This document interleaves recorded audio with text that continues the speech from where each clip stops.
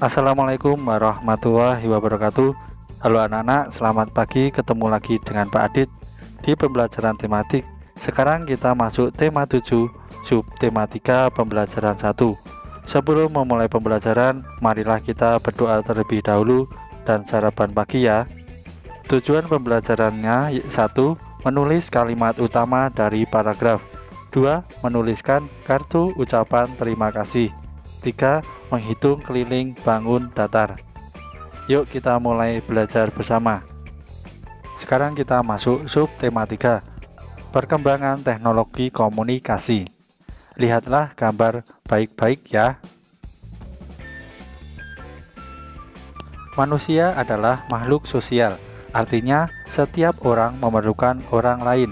Satu orang berhubungan dengan orang lain.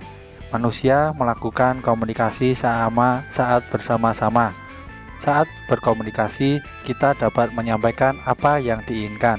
Saat berkomunikasi, kita dapat menyampaikan apa yang kita pikirkan.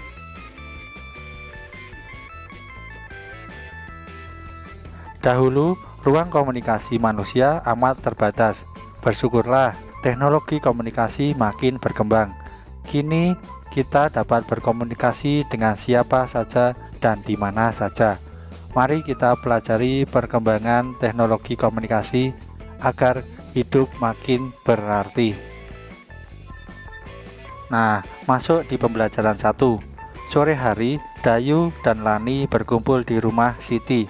Saat bermain di teras rumah, Pak Pos datang mengantarkan majalah dan surat untuk Siti.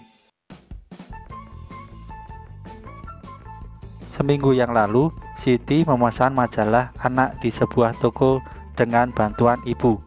Ibu memesan menggunakan pesan singkat pada ponselnya. Saat ini, kita bisa membeli barang tanpa perlu berkunjung ke toko yang menjualnya.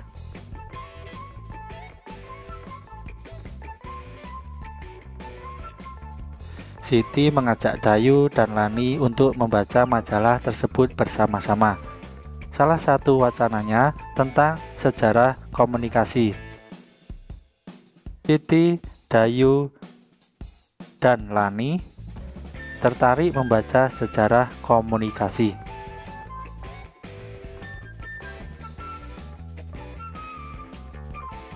Nah, artikelnya sejarah komunikasi.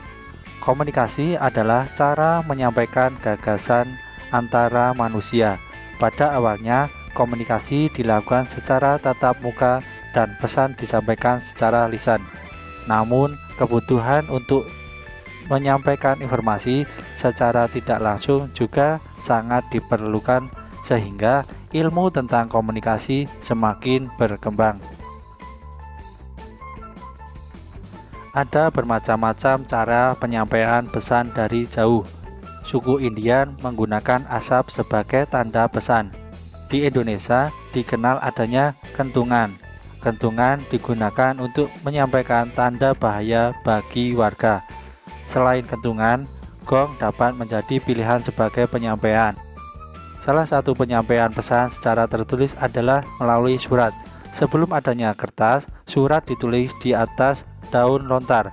Pada saat mesin cetak telah diciptakan, alat komunikasi berkembang melalui surat kabar atau koran. Setelah surat kabar, media komunikasi seperti radio dan televisi mulai berkembang. Saat ini ada jaringan internet, manusia dapat bertukar informasi melalui surat elektronik. Manusia dapat juga bertukar informasi melalui berbagai jejaring sosial. Jejaring sosial dapat menghubungkan ke belahan dunia manapun. Nah, sekarang apakah kamu masih ingat tentang kalimat pokok dari setiap paragraf? Tuliskan kalimat utama setiap paragraf di bawah ini. Misalnya paragraf pertama, komunikasi adalah cara penyampaian gagasan antar manusia. Paragraf kedua, yaitu di sini misalnya ada bermacam-macam cara penyampaian pesan dari jauh.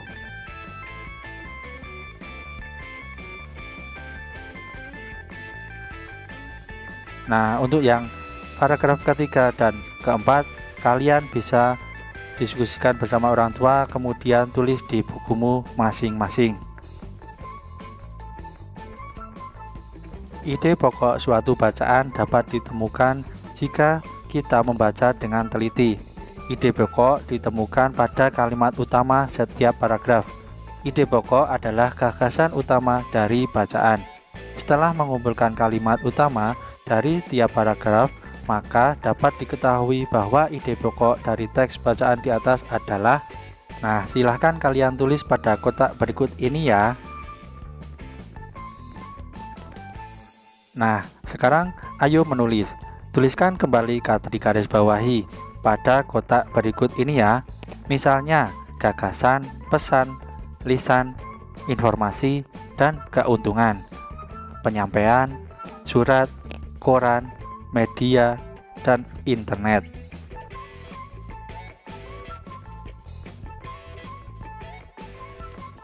Nah, sekarang carilah arti kata tersebut dalam kamus. Buatlah kalimat menggunakan kata-kata yang digarisbawahi. Misalnya, nomor 1, saya akan mengajukan gagasan. Nomor 2, pesan tersebut akan segera disampaikan. Nomor 3, jagalah lisanmu agar terjaga hatimu.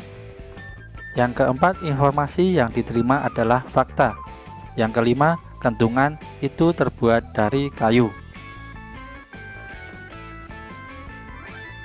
Nah, untuk yang nomor 6 dan seterusnya, kalian bisa diskusikanlah bersama orang tuamu. Kemudian tulis di bukumu masing-masing ya. Selamat belajar. Nah, sekarang ayo mengamati.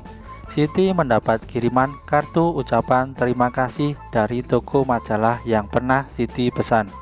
Kartu tersebut cantik sekali. Kartu itu disebut kartu pos. Unsur garis, bidang, dan warna pada kartu pos menarik untuk dilihat. Amati hiasan pada kartu pos berikut ya. Lihatlah.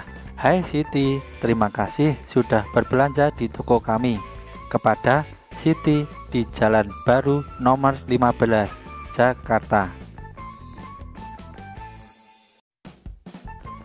Nah, sekarang ayo berkreasi. Siti mengajak Dayu dan Lani membuat kartu pos. Siti menyediakan karton seukuran kartu pos. Selanjutnya, Siti, Dayu, dan Lani menghias sekeliling kartu pos dengan karya hiasan. Buatlah hiasan yang sama seperti Siti dan teman-teman pada kartu pos di bawah ini.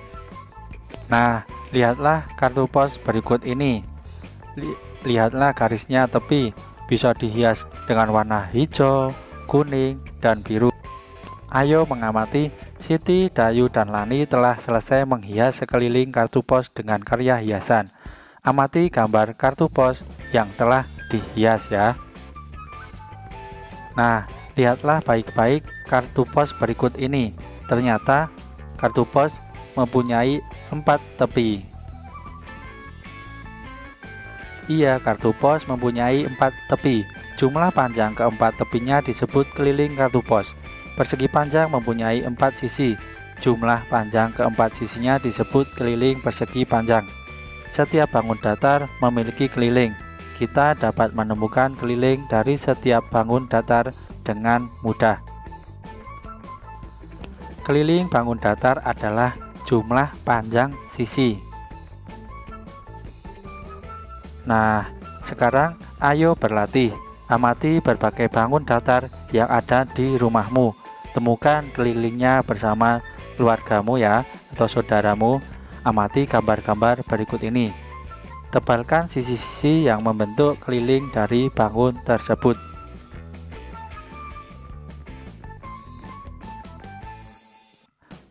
Nah, sekarang lihatlah contoh berikut ini.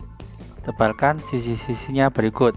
Ada 1, 2, 3, dan 4. Tebalnya adalah berapa? 4 sisi. Nah, sekarang kita coba menebalkan sisi-sisi berikut ini. Ada 1, 2, 3, 4, 5, 6. Yang kedua, 1, 2, 3, 4, 5, dan 6. Yang ketiga, 1, 2, 3, 4. Untuk selanjutnya, kalian bisa menebalkan sendiri dengan bantuan orang tuamu ya. Selamat belajar.